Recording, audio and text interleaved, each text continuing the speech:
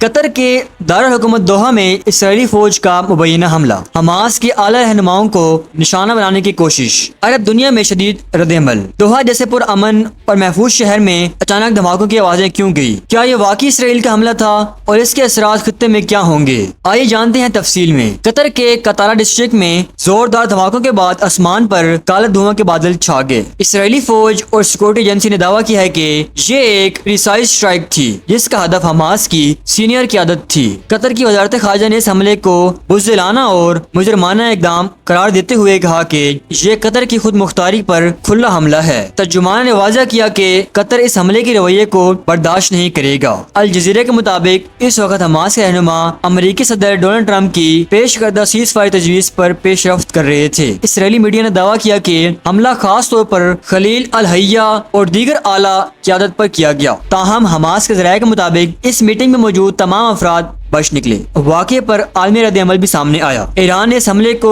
قومی خود مختاری کی خلاف ورزی قرار دیا۔ اسرائیلی وزیر خزانہ نے حملے کو سراہا اور کہا دہشت گرد کہیں بھی ہوں اسرائیل کی پہنچ سے محفوظ نہیں۔ امریکی موقف اب تک غیر واضح ہے۔ وائٹ ہاؤس کی ڈپٹی پریس سیکریٹری نے کہا کہ ڈونلڈ ٹرمپ اس معاملے پر خود بیان دیں گے، جبکہ مزید سوالات اگلی بریفنگ میں اٹھائے جائیں گے۔ یہ حملہ ایسے وقت میں ہوا ہے جب اسرائیل اور حماس کے درمیان 2 سالہ تنازع میں 64,000 سے زائد فلسطینی جاں بحق ہو چکے ہیں۔ قطر، مصر اور امریکہ کی ثالثی میں کئی بار مذاکرات ہوئے لیکن کوئی مستقبل جنگ بندی نہ ہو سکی۔ ٹرمپ نے 2 روز پہلے ہی حماس کو آخری وارننگ دی تھی کہ وہ اسرائیلی شرائط پر جنگ بندی قبول کرے۔ حماس نے بدلے میں جنگ کے خاتمے، اسرائیلی انخلا اور آزاد فلسطینی کمیٹی کے قیام کا مطالبہ کیا، لیکن اسرائیل کا موقف زیادہ سخت رہا۔ تمام قیدی ایک ساتھ رہا کیے جائیں، حماس غیر مسلح ہو اور غزہ پر اپنا کنٹرول ختم کریں۔ آپ کے خیال میں کیا یہ حملہ مذاکرات کو مزید مشکل بنا دے گا یا دباؤ بڑھا کر حماس کو معاہدے پر مجبور کر دے گا؟ اپنی رائے کمنٹس میں ضرور بتائیں۔ یہ واقعہ نہ صرف قطر بلکہ پورے خطے کے لیے ایک بڑا سوالی نشان بن گیا ہے۔ اگر یہ سلسلہ بڑھا تو